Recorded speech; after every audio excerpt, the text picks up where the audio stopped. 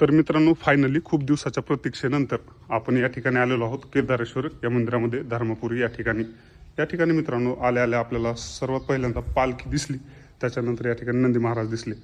तर मित्रांनो चला आपण आत जाऊयात। आतमध्ये मित्रांनो जाण्याच्या पूर्वी आपल्याला एक सुंदर पद्धतीचे गणपती श्रेष्ठ पाहायला मिळाले, त्याच्यानंतर इकडे श्री गुरुदत्त आपल्याला पाहायला मिळाले।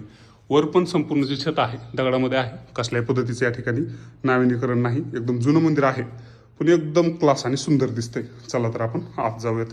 आतमध्ये आल्याच्या नंतर आपल्याला मित्रांनो खूप सुंदर पद्धतीची ही शिवलिंग पाहायला मिळतं आणि हे शिवलिंग पाहिल्याच्या नंतर आपण आपल्याला जे की इथं आलो त्याच्याबद्दल थँकफुल म्हणतो। आणि आजच्या ब्लॉगमध्ये एवढंच, धन्यवाद।